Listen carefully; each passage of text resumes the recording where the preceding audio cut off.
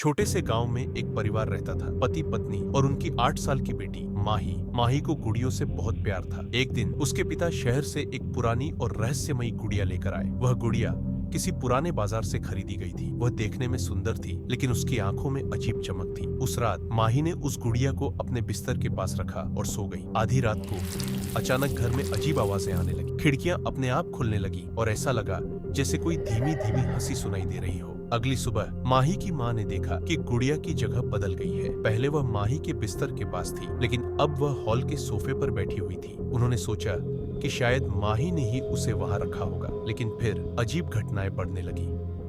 गुड़िया की आंखें हर बार किसी और दिशा में देखती मिली। कभी कभी उसकी हंसी की आवाज सुनाई देती, लेकिन जब देखने जाते तो वहां कुछ नहीं होता। एक दिन माही के पिता ने गुड़िया को उठाकर घर के बाहर फेंक दिया, लेकिन अगली रात जब सब सो रहे थे तो दरवाजे पर तेज खटखटाने की आवाज आई। जब दरवाजा खोला गया तो वही गुड़िया बाहर पड़ी थी। उसके कपड़े गंदे और फटे हुए थे, लेकिन उसकी आंखों में खून जैसा लाल रंग दिख रहा था। डर के मारे परिवार ने गांव के पुजारी को बुलाया। पुजारी ने गुड़िया को देखकर कहा, यह कोई साधारण गुड़िया नहीं है, इसमें एक बुरी आत्मा बसी हुई है, इसे तुरंत खत्म करना होगा। पुजारी ने गुड़िया को आग में फेंक दिया और मंत्रोच्चार करने लगा। आग की लपटें अचानक बहुत ऊंची हो गई और ऐसा लगा जैसे गुड़िया चीख रही हो। अंत में आग बुझ गई और गुड़िया राख में बदल गई। उस दिन के बाद परिवार को फिर कभी कोई अजीब घटना नहीं हुई, लेकिन माही ने कसम खाई कि वह अब कभी भी किसी गुड़िया को घर में नहीं लाएगी। कभी कभी पुरानी चीजों के पीछे डरावनी कहानियां छुपी होती है। किसी भी अनजान वस्तु को घर लाने से पहले सावधानी बरतें।